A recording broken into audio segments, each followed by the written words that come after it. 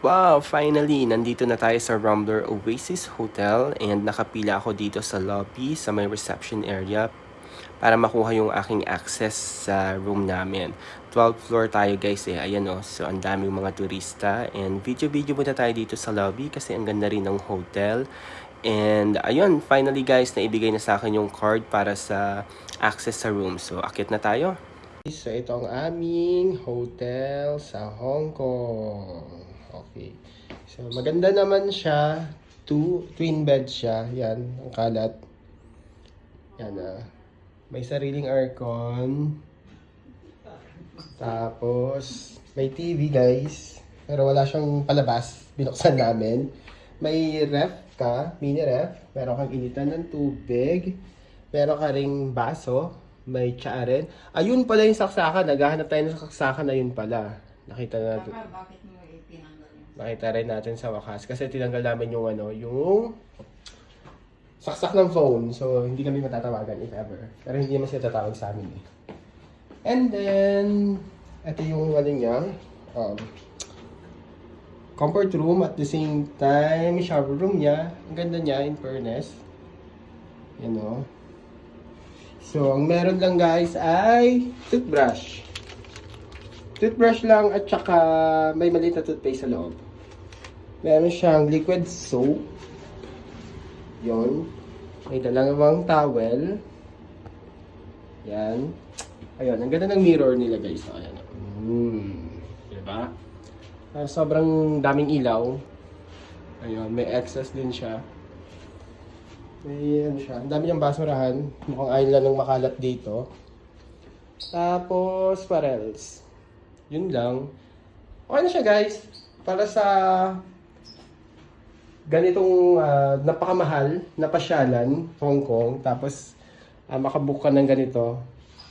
Sobrang sulit na. Ang ganda pa. May window pa siya guys. Ayun o, ang ganda niya. Hindi siya masyadong makita sa camera. Para ka na sila.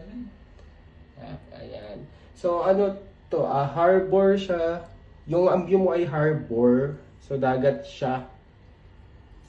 Ayan. So, ang ganda niya. Ang ganda niya guys, in fairness.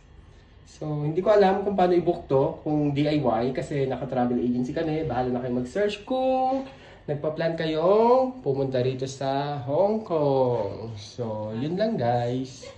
Bye! Hello guys! So, yun sa terrace ng Rambler, sa labas ng Rambler Oasis Hotel. Terrace siya guys. Ito, may yan siya. May space. Ayan yun. Ganyan, tahimik. Baka mga pagod yung mga naka-check-in. Tapos, ito siya guys, ang ganda ng view niya kasi may pool. Ang haba ng pool niya guys. So, ayan, tingnan nyo. Yan, oh. Pero, parang hindi siya available kasi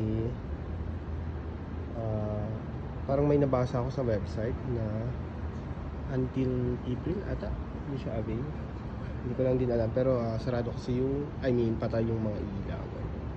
So ang ganda niya, in fairness talaga. Ang ganda ng ano siya, maliwalas. Yung hindi ganun kalaki pero okay na rin. So ayun, parang umaambon kasi kita ko sa tubig may mga pumapatak. Sana wag umulan bukas kasi yun ang start ng aming tour dito sa Hong Kong. Ganda guys, 9:25 PM na dito. Tapos kailangan pang bumili ng tubig. Wala kasing tubig doon. Ayun. So, papunta tayo sa elevator. Saan ba yung elevator dito? Ang dito na ako.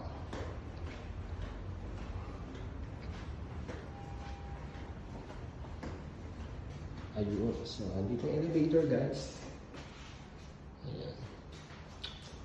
Yan, nasaan tayo? 12 more.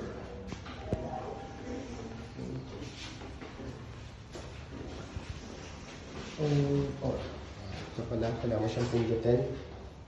Hindi siya katulad yung mga elevator sa Pilipinas na nandito sa gilid-gilid.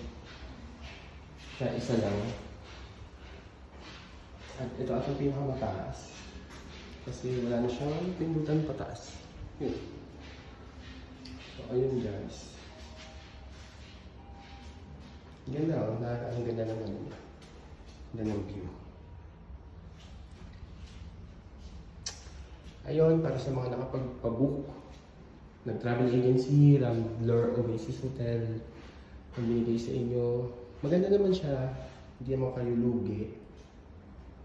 Yung room lang, hindi ganun kalaki, pero hindi naman din sobrang sikip. Okay. So, dito tayo. Saan, anong pipindutin natin? So, 5th floor.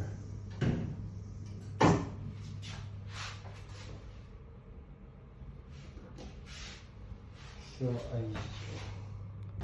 Papakita ko lang guys yung view ng pool from 12th floor sa umaga. So ayan, ganyan siya kaganda at ganyan siya kahaba.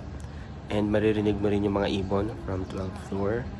And next kong i-feature guys yung mga available store dito. At the same time, a little bit ng price ng mga pagkain para may idea kayo.